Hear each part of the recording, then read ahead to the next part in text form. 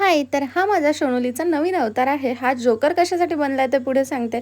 तर आधी सकाळी तिला मस्त कलिंगड खायला दिलं. देवाची गाणी बघता-बघता ती कलिंगड खात होती. मला एवढ्या मोठ्या पोळ्या करायच्या होत्या, एवढी भांडी घासायची होती आणि मी काही बाहेर काम करते म्हटल्यावर हिला पाणी सांडवायचंच असतं. सो हिने मस्त स्वतःच्या हाताने स्वतःची अंघोळ केली. तिने केल्यानंतर मी तिची अंघोळ करून दिली.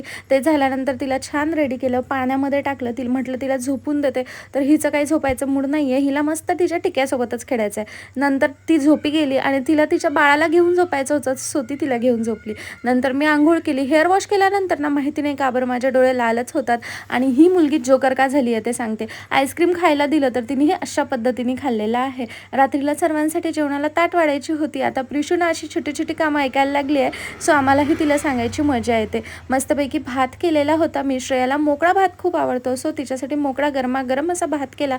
बाकी इकडे पोळ्या रेडी झालेल्या आहेत. बेसन रेडी झालं आहे. संध्याकाळला काय करायचा हा मोठा प्रश्न असतो, सो मी बेसन पोळी आणि भातच केला आहे. मस्तपैकी सर्वांनी मिळून जेवणाचा आनंद घेतला. डॉक्टरांनी मला वेट लॉससाठी काहीतरी सजेस्ट केलेलं आहे, सो एवढ्यात मी तेच घेते आहे. तुम्हाला माहिती करून घ्यायचं असेल तर मला कमेंट करा, मी नक्कीच तुमच्यासोबत ते शेअर करते. बाकी माझ्यासाठी एक पार्सल आलेलं होतं, म्हणजे प्रिशूचं पार्सल, पण बाबा ते मला सांगायचं विसरले, सो रात्रीला ते अनबॉक्स केलं.